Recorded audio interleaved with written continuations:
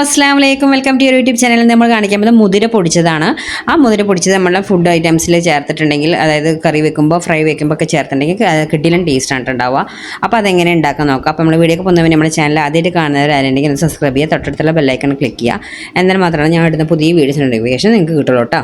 അതുപോലെ തന്നെ സ്കിപ്പ് ചെയ്യാതെ കാണാൻ വേണ്ടി ശ്രമിക്കുക. ഇനി നമുക്കത് എങ്ങനെ ഉണ്ടാക്കണം നോക്കാം. അപ്പോൾ അതിനായിട്ട് ആദ്യം പാൻ ചൂടാക്കാൻ വെച്ചിട്ടുണ്ട്. പാൻ ചൂടായതിനു ശേഷം ഒരു നുള്ളുപ്പ്, നമ്മൾ വിരലുകൊണ്ട് 2 വിരലെടുത്തിട്ട് കൂട്ടിയെടുക്കുന്ന നുള്ളുപ്പ്, അതായത് കല്ലുപ്പാണെങ്കിൽ 2 കല്ലുപ്പ് മാത്രം ഇട്ട് കൊടുക്കുക കേട്ടോ. ഞാൻ കല്ലുപ്പ് ഇല്ലാത്തതുകൊണ്ടാണ് പൊടിപ്പിട്ട് കൊടുത്തത്.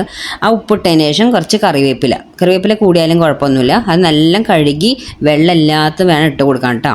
അതൊന്ന് ചെറുതായിട്ട് ഒന്ന് ചൂടാവുന്ന വരെ ഒന്ന് ഇളക്കി കൊടുക്കുക.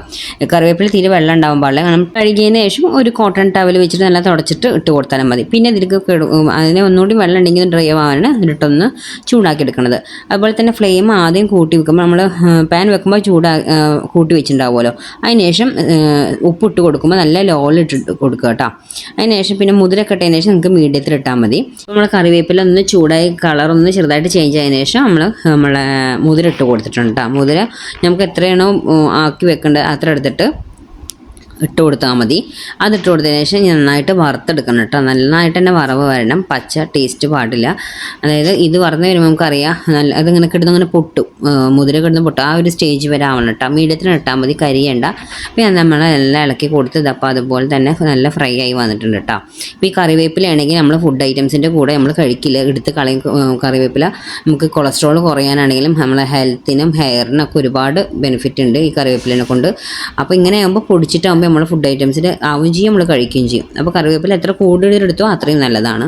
ഇപ്പോൾ നല്ലതാ ഫ്രൈ ആയി കിട്ടിയിട്ടാണ്. അതിന് ശേഷം നമ്മൾ ഫ്ലെയിം ഓഫ് ചെയ്ത് ചൂടാറിയതിന് ശേഷം ഇതുപോലെ ചെറിയ ജാറിലോ നമുക്ക് അരയുന്ന നല്ല ജാറിലിട്ടിട്ട് പൊടിച്ചെടുക്കാം. നല്ല തരി ഇല്ലാതെ ഫൈൻ പൗഡർ പോലെ തന്നെ അടിച്ചെടുക്കണം കേട്ടോ. ഞാനത് അടിച്ചു കൊടുത്തിട്ടുണ്ട്. അതുപോലെ നല്ല പൗഡർ പോലെ തന്നെ ആയിട്ടുണ്ട്, തരിയൊന്നുമില്ല, ഇതുപോലെ ആയിട്ടുണ്ട്. ഇനിയിപ്പോൾ ഞാനിപ്പോൾ ഇവിടെ സാമ്പാർ വെച്ചിട്ടുണ്ട് കേട്ടോ. ഈ സാമ്പാറിൽ ഇപ്പോൾ ഇതുപോലെ സാമ്പാറിൽ നമുക്ക് 1 സ്പൂൺ ഫുള്ള് വേണമെന്നില്ല, ഒരു 3/4 ടീസ്പൂൺ ഇട്ടിട്ട് നമുക്ക് ഇതുപോലെ കറിയിലേക്ക് ഇട്ട് കൊടുക്കാം. ഇനിയിപ്പോൾ ഫ്രൈ ചെയ്യുകയാണെങ്കിൽ പോലും നിങ്ങൾ ഫ്രൈ ചെയ്യണം, മസാല ഉണ്ടാക്കില്ല, അതിൽ ഇതുപോലെ ഇട്ട് കൊടുക്കാം കേട്ടോ. അതുപോലെ ഇനിയിപ്പോൾ ആർക്കെങ്കിലും മുതിര ഹെൽത്തിന് പറ്റാത്തവരോ അത് കഴിക്കാത്തവരോ ഉണ്ടെങ്കിൽ അവർ കഴിക്കുന്ന കറിയിലോ ഫ്രൈയിലോ ചേർക്കാൻ നിൽക്കണ്ട. മുതിര പറ്റില്ല, അലർജിയോ അങ്ങനെ ഉണ്ടെങ്കിൽ അതിൽ ചേർക്കണ്ട കേട്ടോ.